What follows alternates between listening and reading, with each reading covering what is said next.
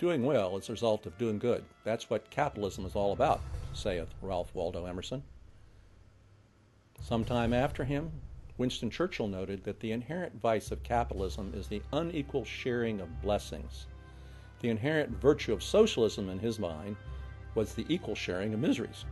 Well, I'm with Churchill on this.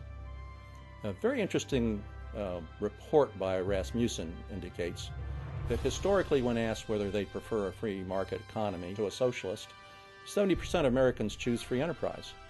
However, in a more recent Rasmussen National Telephone poll, substituting the word capitalism for free enterprise received startling different results. Only 53% of American adults think capitalism is better than socialism.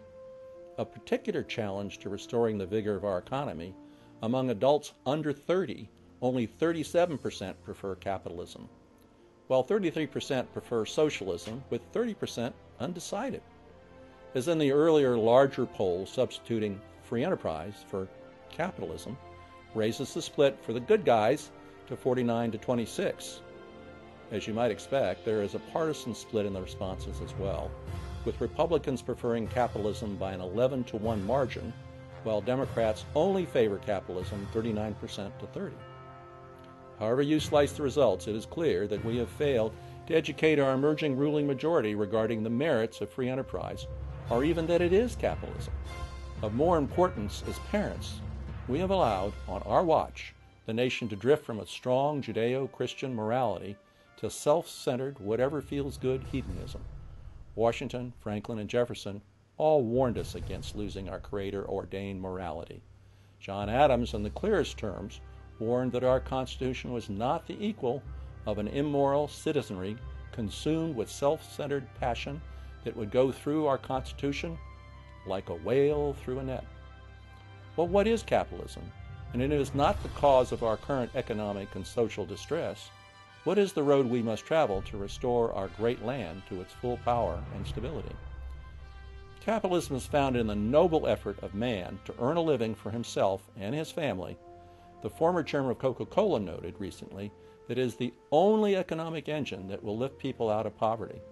By diligence, intelligence, and hard work, the budding capitalist is able to create surplus and to exchange a portion of his surplus for what he needs to live and reinvest in the growth of his craft or profession. A capitalist supports not only himself but those he employs, who in turn support others who produce items desired for an ever-increasing general welfare. In a capitalist economy, there is not equality in outcome, but the level of welfare for those at the bottom should be increasing as the economy expands. Ultimately, it's more about the level of well-being for the bottom than the ratio of earnings by the top over the bottom. Whenever anything goes wrong in the Western world, capitalists get the blame. Capitalism is not to blame.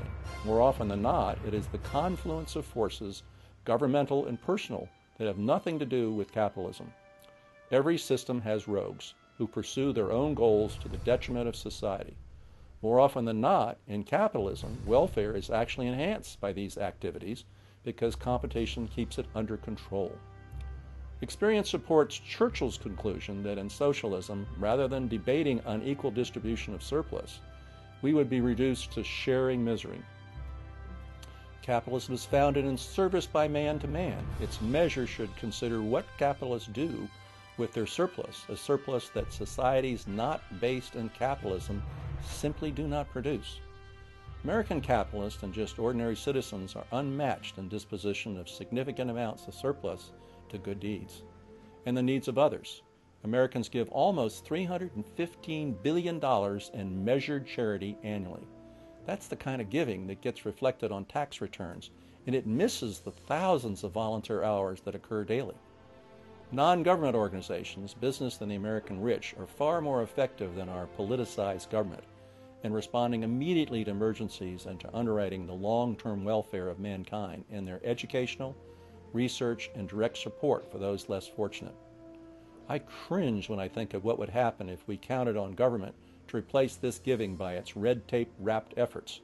American capitalists do a better job here and worldwide in bringing clean water, a cure for polio, and countless other acts of charity annually than are imaginable from government's ham-fisted efforts.